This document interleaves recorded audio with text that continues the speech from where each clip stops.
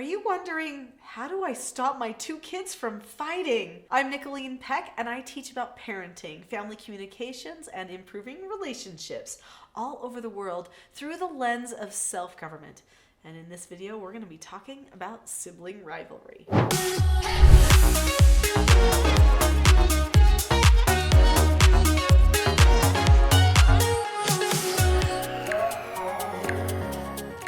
In this video, we're going to talk about what sibling rivalry looks like so that we can understand it a little bit better.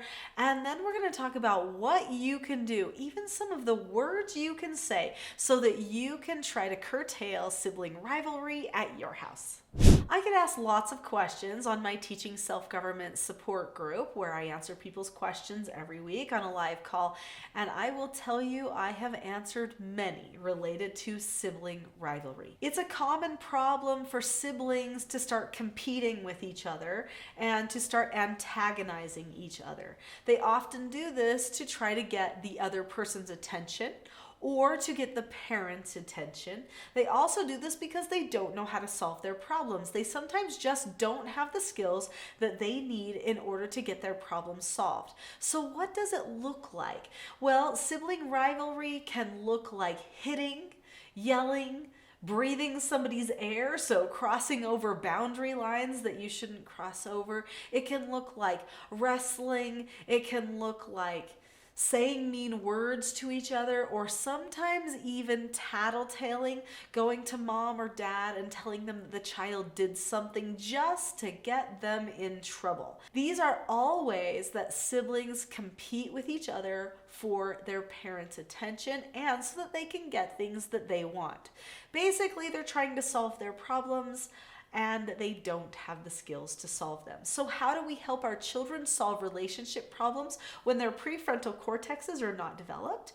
Let's talk about that. If you want to stop your children from fighting, then you have to give them a bigger picture of what family is all about. So what is family really? Is it just a place that you stay until you get to do whatever you want to do and you become an adult? I hope that's not all it is to you. Family is actually this place where you lay a foundation of bonds that support you your entire life. A family is where you develop your identity and your sense of purpose in life. So a family is going to make or break a person's success or even the way that they see the world. In fact, we see all the time, when I was a foster parent, I saw this repeatedly. What can happen to a young person's life or even a young adult's life if their upbringing was not as it should be? Now, I know you want your children to stop fighting. You want a happy family. Well, actually, they want that too, but they don't necessarily know how to get there, and they haven't clearly defined in their minds that it's even possible yet.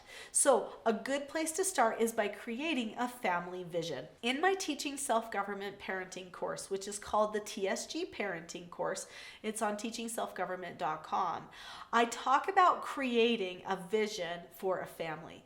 It's called a 20-year vision, and the family prepares ahead of time for 20 years in the future what type of a family they are going to have. They determine key characteristics that they want to have.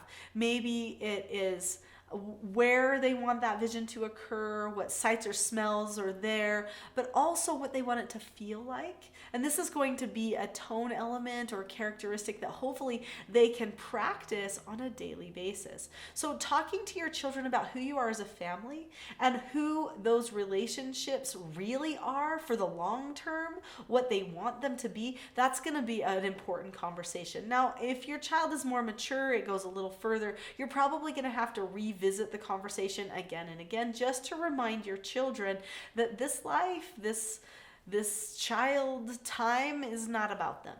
It's about the family. It's about the whole group. In fact, as you choose your communication with your children, you'll want to choose it very carefully, making sure that you don't say a lot of things like, well, that's yours, well, that's mine, well, that's his. But keep things as the family. If you can keep that view of the family very broad and like, this is the group we care about, we're supporting this group more than we're caring about what we want all the time. This is going to create a selfless culture, a grateful culture, hopefully a culture of service. And all these things you need to cultivate in order to create a culture where your children will feel like it is not good. In fact, it's bad. if they fight with each other. My children were best friends with each other, and I'd like to tell you how I helped them do that. But before I do that, click that subscribe button. There's a lot of great content on this channel that you are not going to want to miss. And don't forget to also click the notification bell so that you get notified when new videos come out. My children went boy, girl, and then there was a little space because we lost a couple of babies during that time. And then I had a girl and another boy.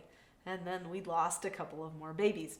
So I was 50% on how many children actually made it into our family. But what we found out kind of surprised us, that this boy-girl combination was actually a great combination for friendship. So my oldest son and my oldest daughter became best friends, and then my youngest daughter and my youngest son became best friends. As they grew, they all became the very best of friends, but at first they were just better friends with the child that was closer to them in age. Now, many people think, when they're close in age, that's when they fight because they get territorial and they want their stuff. Now, keeping in mind that I kept a full family view for my children, so I didn't make everything about what's his and hers. If anything was out, it was free game. Even if you got it for your birthday. If you do not want someone to use something that you got for your birthday, then you need to put it in the place where it goes. And if it's where it goes, then somebody needs to ask you if they can use it. But otherwise, fair game. This meant that the children had to learn how to adapt and to share and to accept no answers. Now, this brings me to skill development. But before we get to skill development, I want to just say that as part of our family vision, we talked about how close we would be as a family and that we would all be the very best of friends and be able to talk about anything. That vision for our family held over. In fact, to this day, my children still think of each other as the very best of friends. The very best. In fact, when my children used to play with other people, I would say, if you can play with another friend, you can play with your sibling too at the same time. You don't get to have private friend time with friends because that just creates social entitlement. So I didn't tell them it created social entitlement, but I knew that. And I knew that they needed to be able to play with their family friends, even if they were playing with other friends. So all at the same time. This created the best of friends, inviting other friends over and bringing them into our family culture, which truly was magical. So let's talk about skills. There are some key skills that your children need to know. In fact, there's 4 basic skills that take care of 99% of your behavioral problems. And I'm talking even sibling rivalry. These children's books each teach one of the 4 basic skills. And if they seem like they're a little bit too young for your child, because they're probably for about ages 12 and under, then don't worry, you can find these same skills in my TSG parenting course. But these are just really fun to teach the children. So this book here, London LaRae Says Okay, teaches how to follow instructions. This green book here, Porter Earns a Quarter, teaches the skill accepting no answers and accepting criticism. That's all the same skill set. And think of how they have to accept no answers from each other so that they don't cross over boundary lines or take things from each other. This is a super important skill for sibling rivalry. The blue book teaches accepting consequences. A person cannot learn self-government unless they are willing to take responsibility for their own actions and accept their consequences. If a person is doing something to someone else in their family just to get a rise out of them, they need to be corrected for that because it goes against an understood instruction, which is your family vision. When you set your family vision, tell the family it's an understood instruction. Teach them the skill set to following instructions and then correct them if they forget about it. This last book here, the purple one, Page Takes the Stage, teaches the skill disagreeing appropriately. This is going to be the most valuable skill to combat sibling rivalry. So let's talk for a moment about disagreeing appropriately. I know I have different videos on this channel that go into more detail, but in a nutshell, disagreeing appropriately is when a person keeps calm, looks at somebody else, says that they understand that other person's point of view, share their point of view, listen to what they have to say, maybe talk it out a little bit, and then whether they get their way or not, they drop the subject. That is a very mature skill. But guess what? I've seen 2-year-olds do it. That's right. I've been to people's homes, I've trained their families, and seen 2-year-olds do disagreeing appropriately. But I'll tell you what the very best thing is. The very best thing is when you hear your children do it without ever being prompted to do it, just because they know it's a good, solid way to communicate. I remember one day I was walking down the hallway in my home, and I passed by Porter's room.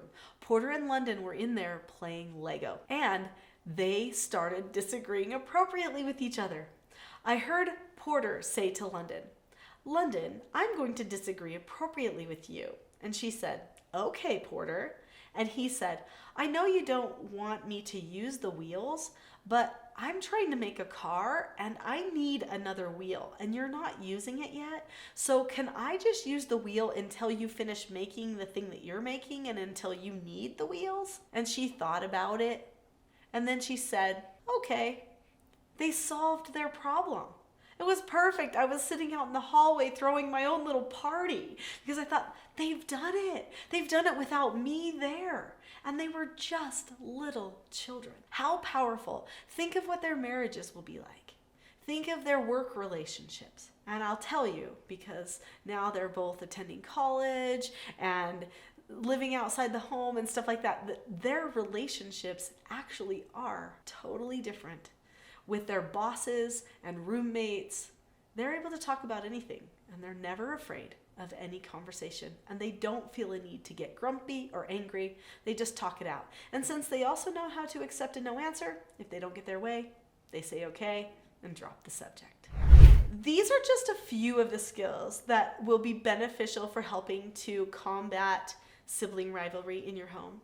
But if you really want to get serious about having a calm, united family, which is all the things I teach about, then I would like to give you a free gift.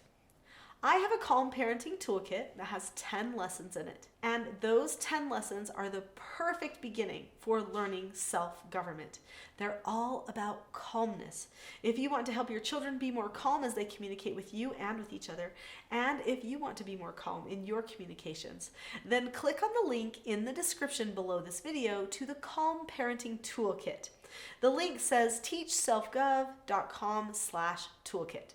Click on that link now, and I'll see you there.